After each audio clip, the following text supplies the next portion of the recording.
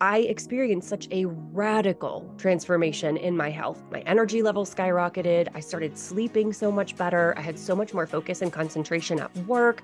My digestion radically improved. I thought I was doing great. And then I did my first Whole30 and I unlocked this new level of normal that I did not even know was possible for me.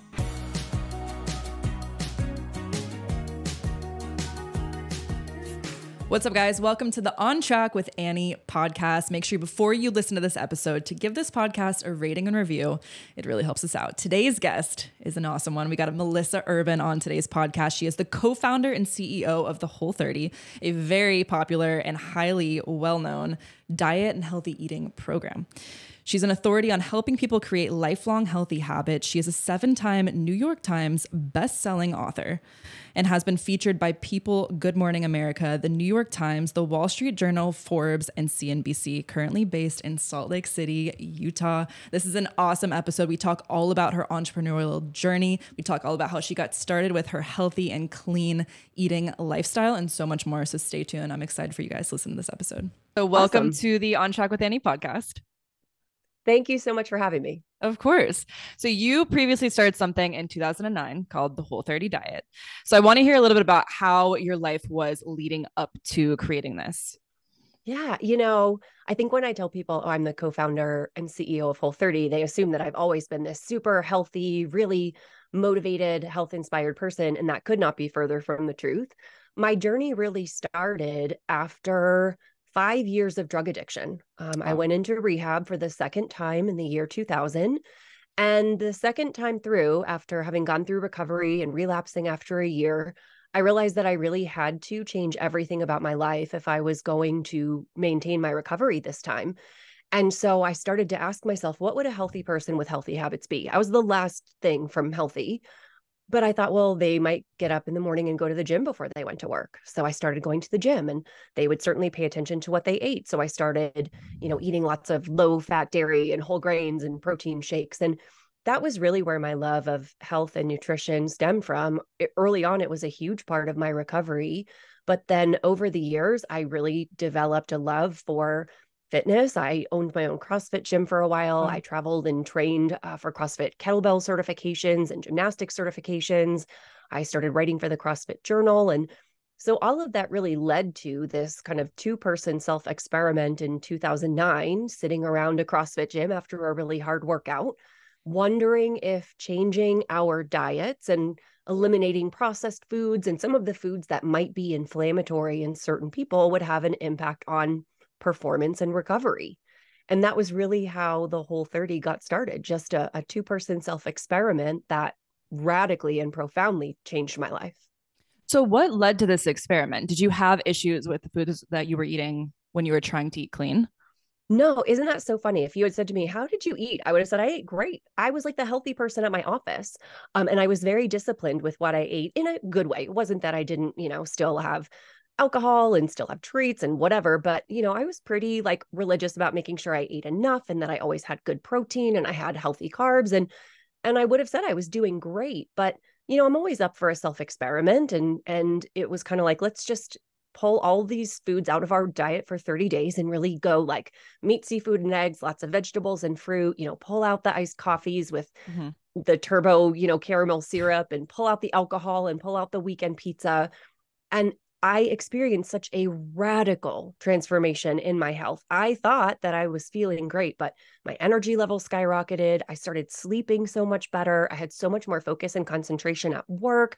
My digestion radically improved. I didn't realize how much my digestion wasn't great, how often I was bloated or how often things would move too fast until I started feeling better. So it was, one of those things where I thought I was doing great. And then I did my first Whole30 and I unlocked this new level of normal that I did not even know was possible for me. It's so interesting too, when it comes to creating a business out of an idea like that. Like you're talking about just experimenting with the two of you and creating something. So what led you to creating a business out of it? Were people kind of asking you what do you eat? What do you do? Or was it kind of I want to share this with the world because this is something that's so amazing for me? Yeah, I mean, at no point did I decide I wanted to create a business from it. That just sort of happened organically. I had a full-time job that I was working. But, I had a pretty decent audience from doing so much in the world of CrossFit. I had a little training blog that a few hundred people read, and I had such a dramatic and like radical transformation of my health and my habits and my relationship with food and my body and the scale from this 30-day experiment that, a month or two after it ended, I was talking to a friend of mine and I was like, I think I want to write about this. Do you think anyone else would want to try it? And they said, yeah, I think people would be interested in it. So I wrote up a very rudimentary set of rules on my blog. And I said, like, why don't you give this a try? This was July 2009. Mm-hmm. And, if maybe 100 people from my blog said that they would do it, and I led them through it in the comments. And when they started to report back the same equally stunning, dramatic kinds of transformations that I had experienced, that was the point where I was like, oh, we have something here. We're onto something. Well, when you start hearing so much positive feedback from people, you're like, okay, this is something that can be really, transferred into the whole world. So when it comes to perfecting this diet, when putting it out to a mass audience, how much trial and error did this take to make it perfect, to where you were like, this is the blueprint for what you need to follow?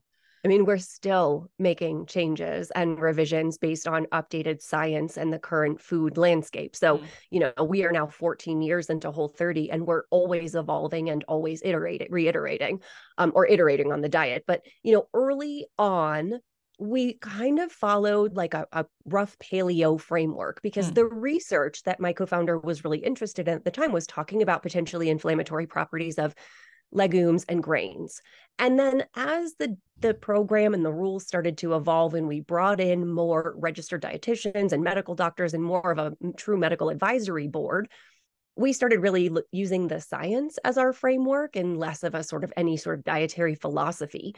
So over the years, we have had some program rule changes when we've realized that either some of the concerns that we had around a specific food group were just unfounded or did not prove out in the literature, or sometimes the changing food landscape made us reevaluate the rules. Like 5 years ago, nobody knew that cauliflower could be pretzels and pizza crust and pasta. Yes, And so true. that really forced us to reevaluate the rules as well. But it's always evolving. And, I think that we would be doing the community and the program a disservice if we weren't always taking a critical look at the positions we held and whether or not they were still accurate and in the best interest of people doing the program.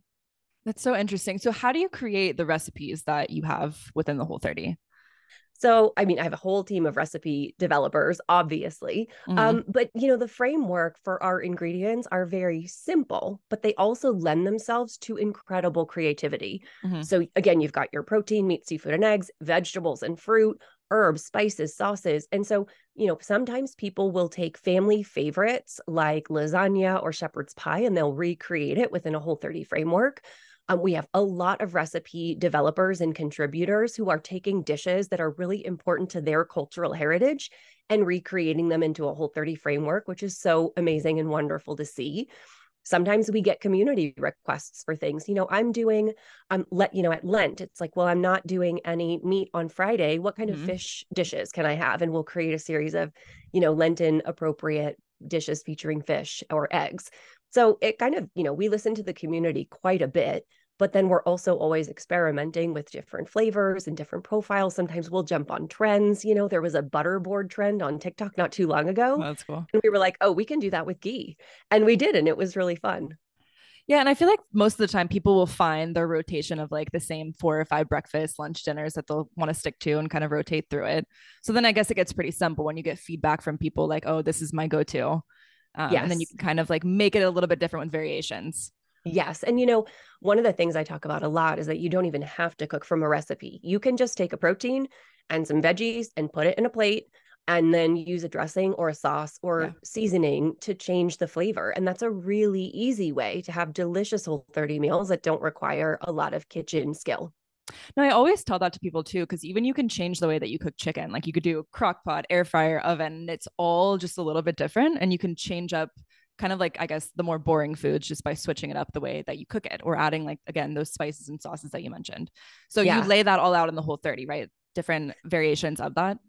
Oh, yeah. So in the original Whole30 book, we've got this entire section in the middle called Kitchen Fundamentals, because when we did a focus group back in 2014, when I was writing that book, a lot of people said the Whole30 taught me how to cook. Mm. I didn't really cook before I did the Whole30. I would do takeout, I would do frozen meals, I would grab, meals at the grocery store, I would order pizza, but I didn't really know how to cook. So we, included sections and recipes for like how to broil, how to roast vegetables, how to grill salmon, how to make the perfect steak, those kind of fundamentals. If you get those down, if you know how to cook a chicken breast and you know how to roast some veggies, then all you need is a dressing or a sauce to tie it all together. And that's a delicious, easy meal. Yeah. It actually is a lot more simple than people make it seem. And it Yeah. doesn't take a lot of time. So I want Yeah. to talk a little bit about inflammation, because I think a lot of people, they don't realize they're inflamed. Like what you were saying, you were bloated and you didn't even really realize it. And I think a lot of people do that where they're like, oh, I just ate a big meal, or I had salt, I'm bloated. And it's kind of normalized these days when it's really not a normal thing. So talk to me about the importance of kind of eliminating things and inflammation. Also, like whether dairy or gluten typically will cause inflammation more than, one of the other groups. Yeah. So inflammation, I think, is a term that's thrown around a lot, and sometimes it's over applied. Like you can't say in particular, at least I have not seen research to demonstrate that any one food is inflammatory in everybody, right? There's a lot of bio-individuality at play here. So what we look at when we're talking about inflammation is not the acute inflammation that happens when you sprain your ankle, or the localized inflammation in that case. We're talking about an immune system that is overreactive, spreading all throughout your body. And this chronic systemic inflammation can be at the root of a number of different health conditions. And food can play a role in that chronic systemic regulation. So this is how, if somebody is smoking and they have a really bad cough and you say to them, hey, you should quit smoking, and your cough might get better, they're like, yeah, that makes sense. But when my mom had her chronic shoulder tendonitis and was struggling to even put her own shirt on, and I said to her, I wonder if you're sensitive to gluten, she could not make that connection. She couldn't figure out how the bread she was eating might be contributing to her shoulder pain. Mm. So it's possible that some foods in your diet are having a sneaky negative effect in ways that you don't realize. And so what the Whole30 does through elimination and reintroduction, because technically we're an elimination diet, is you pull out foods that the literature has shown to be commonly problematic to varying degrees across a broad range of people. And when you pull those out, you evaluate how the absence of those foods is impacting your energy, your sleep, your digestion, your cravings, your pain, your anxiety, allergies, asthma, migraines, all of these different things that can be influenced by food. When you then reintroduce those food groups one at a time, very carefully and systematically, you can compare your experience. So if you pull gluten out of your diet and all of a sudden your shoulder pain feels better, and then during that reintroduction day, you eat bread and pasta and crackers, and the next morning you wake up and your shoulder hurts again, that gives you valuable information about how that food group impacts you in your unique context. And then you get to decide when and how often and in what quantity you want to reintroduce that food back into your everyday diet. Maybe because some foods are so special or delicious or culturally significant, you don't want to be without them. But you can do that in a way that keeps you feeling your best. Yeah. And it seems like when it comes to reintroducing things, it seems like you have to be very in tune with your body and very, careful with how you do it. And the thing that I think people struggle with is they'll, any other diet program that they follow, it's like a 6-week plan. They cut out a lot of food groups and then they add it back in and they can't control themselves. So how do you find that people are able to, once they reintroduce, let's say sugars, or they reintroduce more carbs, that they're able to kind of control it without going back to their old habits? So there are a couple things here. First is that the framework you just described is very typical of crash weight loss diets, where you pull a bunch of food out of your diet. You're probably restricting calories. You may be restricting meal timing or meals themselves. And so you are underfed. And when you are underfed and undernourished, obviously the body is going to continue to demand enough calories to sustain itself and to thrive. On the Whole30, you're not counting calories. You're not restricting calories. You're not limiting meals or meal timing or portion sizes. You are eating to satiety. So you don't have that same kind of need to refeed once the program is over. That's one, I think, important point. However, any restriction can be triggering, and any restriction, if you're eliminating all forms of added sugar for 30 days, can certainly lead someone to feel like they are being deprived and during reintroduction want to just consume all the things. Our reintroduction schedule is very carefully laid out such that you have one day of reintroducing one specific food group. Then you go back to the Whole30 elimination phase for 2 to 3 more days. What that return to the elimination phase allows is A, if you do have any negative impact from that reintroduction group, it allows you a few days for that reaction to calm down before you bring another food group into the equation. But the other thing it does is if you do notice that reintroducing a particular food group maybe spins you back into old habits or an old diet mindset or negative self-talk, it gives you another day or two back on Whole30 elimination to kind of sit in that and examine that and ask yourself, like, what came up there? Why did it come up? And then maybe take some steps to address that thought process. And do you find that this diet can potentially be for everyone? Or if someone does have a negative mindset with food, would you say like maybe it's not for you yet? It's definitely contraindicated for anyone with a history of disordered eating or eating disorder, diagnosed or otherwise. Any restriction can be triggering. And with the Whole30, because it's an elimination program, and all elimination programs should be completed strictly to obtain the best results, you are restricting certain food groups as part of the self-experiment. So if you are coming from a history of maybe a disordered eating mindset, that can be very triggering. So the program was not intended for that population. It's like not meant for that group. And if that's your context, you probably shouldn't do the Whole30. There are other programs or experts who can lead you through a kind of elimination program in a way that's right for you. I also want to say that restriction of any nature can create or lead to disordered eating habits, even when there was none before. It's the nature of the diet industry and diet culture we've all been indoctrinated into. So, if you do take on the Whole30 for health related reasons, and you do find halfway through the program that you're too preoccupied with food, or you're starting to think about how you could limit more, or maybe you're going to try to do the Whole30 and limit calories, that's not a mindset we want you in. This is a self-experiment designed to help identify the foods that work best for you. But if it's taking you to an unhealthy place, then I would want you to stop and, probably talk to someone about that. 100%. That makes sense. Yeah. And what are your viewpoints on, because a lot of people will follow like a macro approach where they're like, I need this specific amount of protein in order to build muscle. And then we kind of play around with the fats and carbs. Like, what are your viewpoints on that, getting in a specific amount of protein within the day in relation to the Whole30? So in my mind, those are two different goals, because if you are very focused on macros, you have a performance goal. You want to achieve the right macronutrient ratio or balance such that you can perform well in your sport, in your athletics, in your life. The Whole30 is really a health related goal. You're taking on the program to help you identify foods that may be having a negative impact on your, how you feel and your quality of life.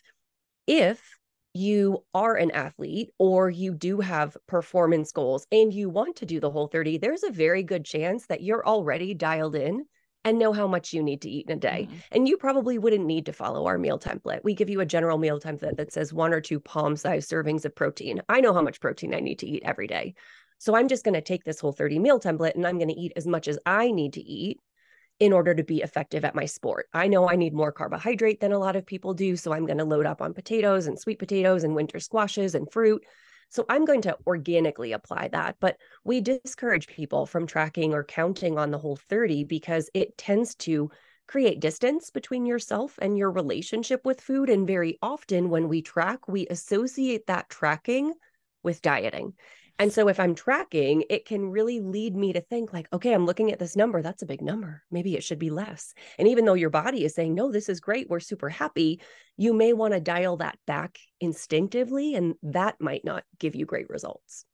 Right. And two, like if you're eating for performance, a lot of these times, a lot of protein can cause inflammation. It can cause bloating. So you might need to start with the Whole30 and then maybe kind of adjust the macros within that, so it kind of can be starting with the Whole30 and then moving towards a performance-based approach. In my mind, I feel like that could work best. I think that would work great. The Whole30 would help you identify the carbohydrate sources that work best for you. So you may love to supplement your protein needs with cottage cheese, but cottage cheese may not agree with you. Or you may eat a lot of oatmeal, but discover that white rice and quinoa work better for you than oatmeal. So I think that can give you a good baseline to identify not just the macros that work best, but the foods that should go into those macros that are going to support you best. 100%. And do you feel like most people from a long-term approach, do you feel like they go through the process once and they kind of understand what to do in their body and they don't need to go through it again? Or do you find that people will keep kind of coming back to it sporadically? Most people do Whole30 a few times. And medical doctors who put patients on elimination diets do recommend that they go through the protocol at least one more time, because there can be like a confirmation bias or a placebo effect where if I put you on an elimination diet, you might assume that these foods are going to be bad for you. So when you reintroduce them, you may assume that you're seeing a negative effect. And like, that's not true. These foods are not bad in any sense. They can be problematic, but we won't know if they're problematic for you until you go through the experiment. I think people do the Whole30 more than once because we are trying to undo sometimes decades of diet mentality, behaviors, and thoughts around food and our bodies. And we're trying to learn a new mindset and a new way to relate to food. We're trying to learn new coping strategies for managing discomfort and negative emotions and stress in ways that don't mean we automatically reach for a food or a beverage. There are vacations and holidays and life events and stress that can throw us out of our habits pretty quickly. And so people will return to the Whole30 maybe once a year or maybe as needed, because they know that it's returning them to a place where they feel their best, they regain energy and capacity and sleep and comfort and self-confidence, which can help them through a stressful situation or a life event. But it also kind of gives you more information about how foods work in your body. You can spot the nuances in ways that you might not have been able to your first time through. And why is it 30? Is it because of the length of time to break a habit? Is that why you chose the 30 days? No, 30 is somewhat arbitrary. So Okay. I think there's like a old school of thought that says a habit takes 21 days, and that's been disproven in the science. In the science, habit research says that habits can be formed within a very broad number of days. Some habits take as few as 8 days to form, others can take as long as 8 months. And it really depends on how emotionally attached you are to the habit. So quitting smoking takes a lot longer to firmly settle in than telling yourself, I'm going to drink a glass of water every morning. On average, the research shows that it's about 66 days. If you put all the different kinds of habit change into place, it's about 66 days before a habit solidifies. But that's a long time to ask people to eliminate foods from their diet. So we picked 30 because it was an accessible number. People think like I could do anything for 30 days, but it is long enough to see dramatic change. And when you add the 10 to 15 day reintroduction period, that gets you 3/4 of the way there to that average habit number. That's super interesting. And I think because when you're talking about eliminating things and resetting yourself, it brings my mind to detoxes, which I know this is very different. But a lot of like my clients, for example, will be like, I've been eating really bad, I've been off, I want to detox for a week. So why would you say that was maybe not the right way to go about it and to kind of maybe try the Whole30 instead? Well, I guess it kind of depends on what that detox looks like, right? So you can say, I'm going to detox for a week and I'm not going to drink any alcohol. I'm not going to eat after 7 p.m.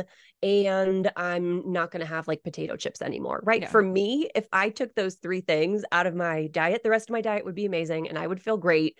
And that would be like a nice little reset for me.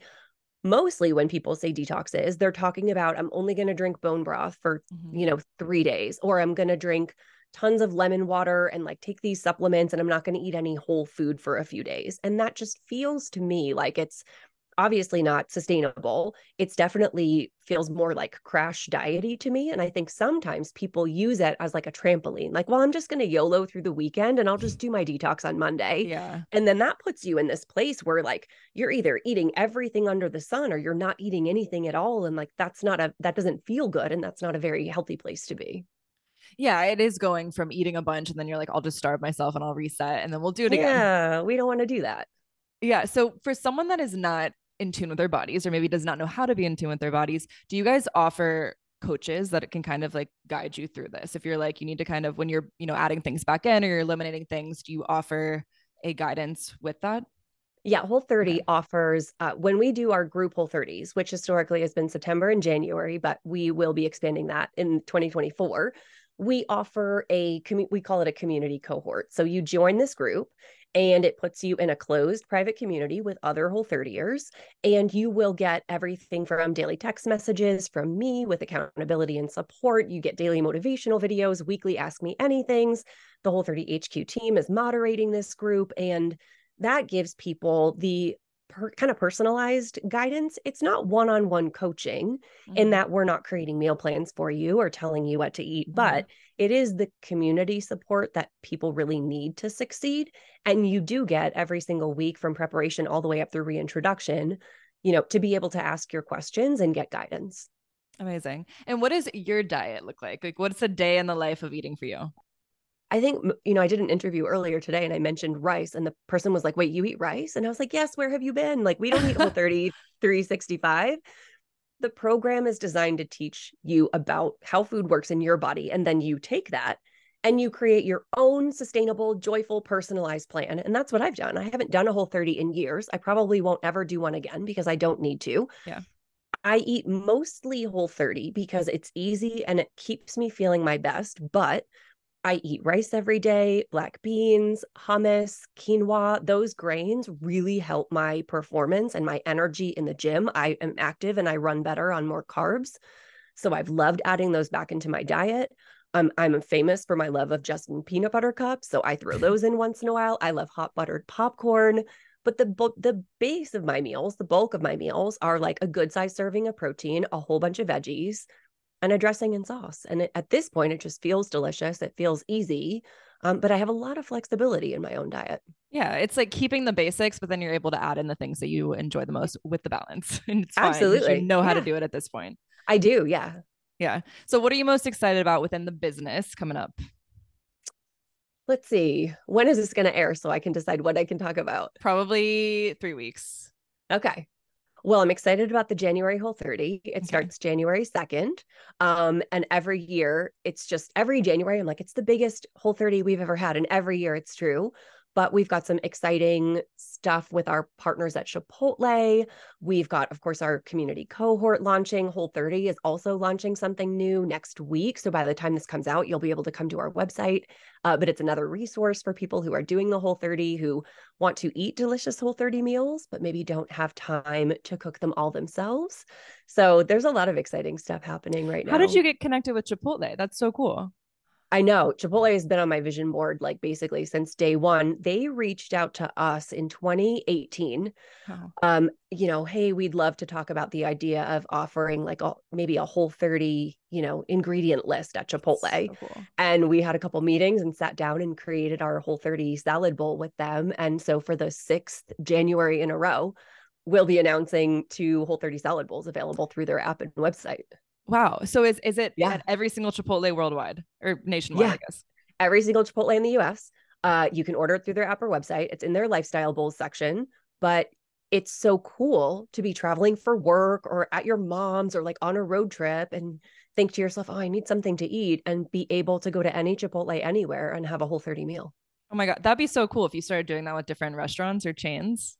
We do. We had a sweet green bowl a couple years ago. We partnered with Zoe's Kitchen for a while. We've got a Whole30 approved restaurant here in Salt Lake City called Vessel Kitchen that has Wow. 6 or 7 different locations, including one in the Salt Lake City airport. So you can go to the airport here in Salt Lake and get a Whole30 approved meal at Vessel Kitchen. It's That is incredible. such a cool idea because I think for people that don't want to cook and they want to order out, they are able to go and get what they want. So that's amazing. And what's so cool is when you see the Whole30 logo, you don't have to be doing a Whole30, but if you eat gluten-free or dairy-free, or you're just watching added sugar, or you eat a mostly whole food diet, you know that logo represents all of those things. So it's great for people who aren't even doing a Whole30. Oh my God. Congratulations. That's amazing. Yeah, thanks. And where can they find you on social media if they want to learn more? Your website? Yeah, everything is just at Whole30, WHOLE in the number 30. So we've got an Instagram account, and we also have a PB Whole30 Instagram account for our plant-based Whole30 program. That's available in January as well. We're on YouTube and TikTok, and the website is, of course, Whole30.com. Amazing. I'll link it all below. Thank you so much for being on the podcast. Thanks for having me, Annie.